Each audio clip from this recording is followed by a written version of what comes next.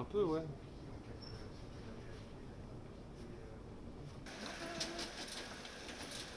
Bonjour, Madame Baptiste. Ouais.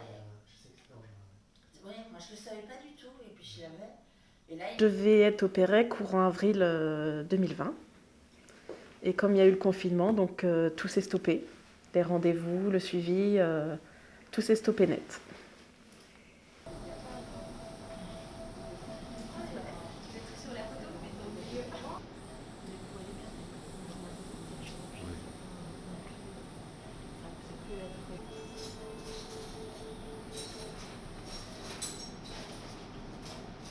Je devrais être déjà bien jolie, quoi.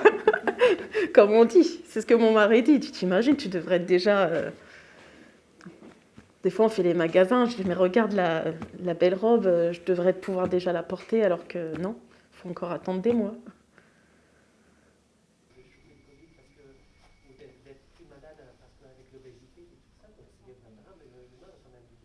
Sur son jour en jour. On va les recevoir à leur arrivée pour leur présenter votre projet. Au 12 mars, au moment de la première vague, on a déprogrammé sur le programme 140 patients.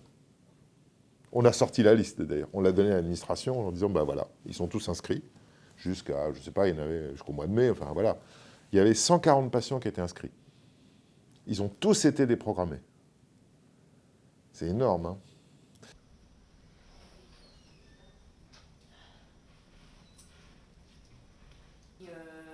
Plus ou moins les quantités. D'accord. C'était que du liquide.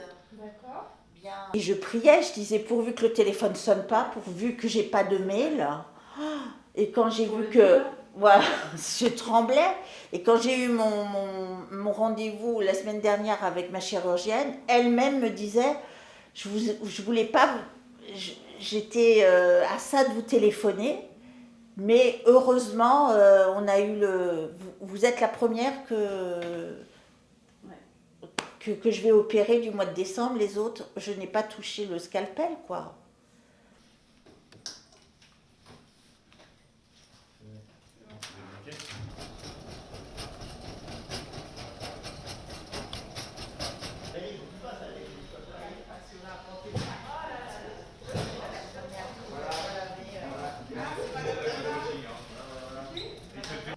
C'est la processus pour, voilà, exactement. Pour qu'il y ait Un nouveau départ. voilà, un avenir.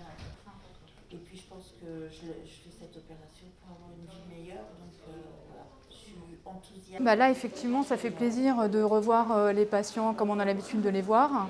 Parce que pendant le confinement, tout s'était arrêté ou quasiment. Et du coup, là maintenant, bah, on refait ce pourquoi on a été formé, ce qu'on a choisi et ce qu'on sait faire.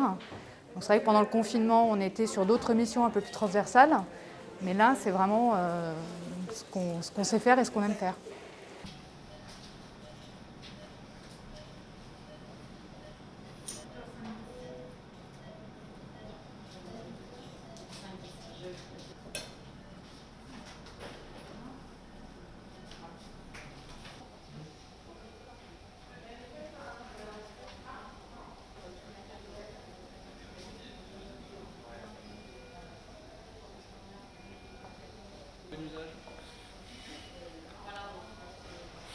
Allez, here we go.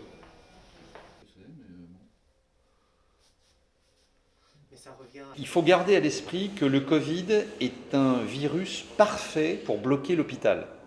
Une maladie peu apparente au départ, qui peut être extrêmement prolongée, toucher les sujets les plus fragiles et qui va prolonger les durées d'hospitalisation. Donc ça veut dire que ça bloque l'hôpital complètement. Que ça bloque l'hôpital non seulement au niveau des unités de réanimation, mais également tous les services d'hospitalisation qui ont été obligés de répondre à cette demande supplémentaire.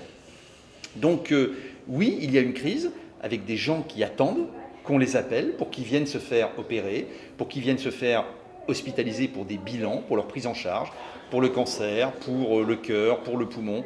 Et donc il y a tout un versant de la population qui est en attente de soins médicaux plus ou moins urgents, mais indispensables. Charge aux urgences et il n'y avait plus aucune place ailleurs. Nous, on a continué à avoir... Vous avez le choix de venir avec vos propres... Il faut mettre de la gaieté au bleu.